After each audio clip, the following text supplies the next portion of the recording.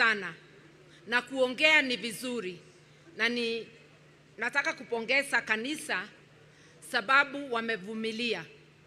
Kama Jirongo angekuwa mwanajeshi, angesikwa na wanajeshi wakifiatua hiyo risasi zao.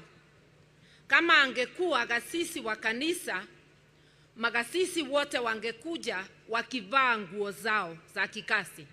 Wacheni tumuzike ndugu yetu ambaye ni mwanasiasa na siasa ya kutosha.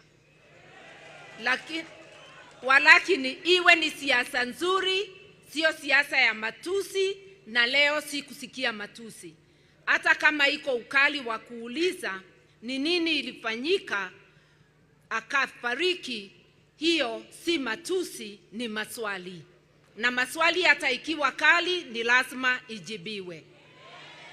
Kwa hivyo mimi naunga mkono ya kwamba muache maswali yote iulizwe na yote ijibiwe, ndivyo watu waridhike ya kwamba ukweli umetokea, ni nini ilifanyika ile siku ndugu yetu alipoteza maisha yake.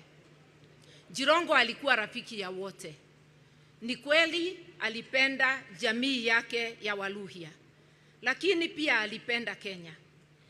Alipenda Waluhya waungane na pia Wakenya wote waungane.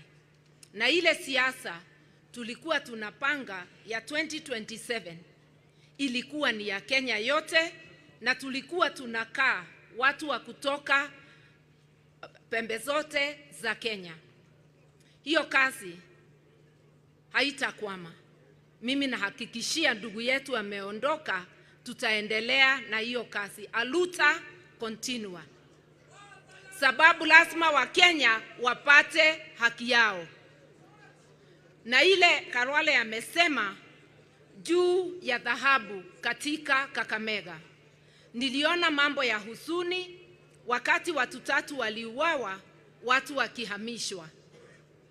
Hakuna mtu anakataa maendeleo kama dhahabu imeonekana ichimbwe, lakini hiyo mkataba iwe wazi, tujue ni nani na wamekubaliana nini na serikali, na wale watu wanaodoka walipwe fidia ya kutosha na waonyeshwe mahali wanaenda.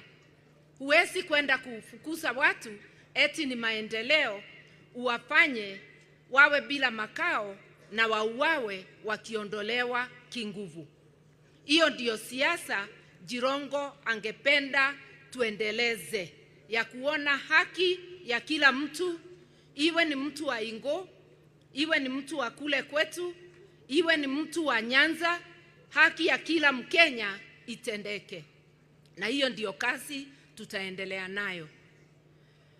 Mimi tulikuwa tunaongea mambo ya siasa sana, na alikuwa ameniambia alihofia usalama wake, na alikuwa na matumaini ya kuboresha mazingira yake ya usalama, lakini yale mambo angekuwa atende haikutendeka, akafa mbele ya hiyo mambo kutendeka. Kwa hivyo kama ni mtu alikuwa anahofia maisha, tafadhali lazima maswali itajibiwa, na ndivyo ukweli ujulikane. Na kukiwa na public inquest, hiyo ni forum ya maswali. Kama ni dereva wa basi, anaulizwa maswali na mawakili wa familia. Kama ni polisi anasema ilikuwa ni ajali, pia anajibu maswali hadharani. Hiyo tu ndio tunasema itendeke, na ndivyo Wakenya waridhike. Kabla ya kumaliza, naona Barasa akisongea.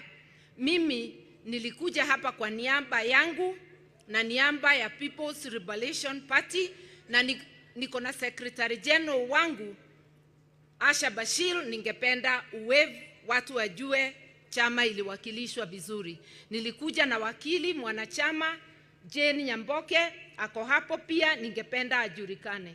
Tumekuja pia na wakili rafiki yangu na ni rafiki ya mwenda zake Jirongo, Steve Kivunja, pia naye ako hapa, na mwanachama mwingine Geoffrey Otara. Kwa hivyo tulikuwa delegation kubwa. karibu tukose kuja mazishi, tukawachwa na ndege asubuhi. Ndege yetu ya 6:10 ikatuacha, lakini bahati nzuri tukapata ndege ya kwenda Kisumu. Hiyo ilikuwa ni ya Eldoret. Tulisema hata kama ni kuja miguu, lazima tutazika Cyrus, na Mungu akatujalia na tumefika. Mimi ningesema ndugu yangu, lala salama. Tutaendelea kuuliza maswali mpaka ukweli ujulikane. Tutasimama na familia yako leo na siku zijayo.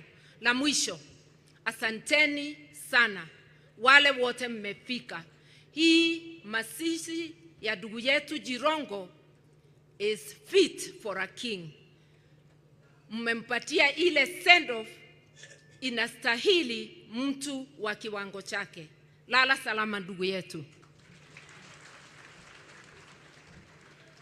Wapi makofi ya mama? Asante. Ningependa kuleta rambirambi kutoka kwa mama Kitoni kwa familia, ametuma rambirambi zake. Na pia ningependa kutambua dada yetu PS High Education, ako hapo, Beatrice Nyangala, punga mkono.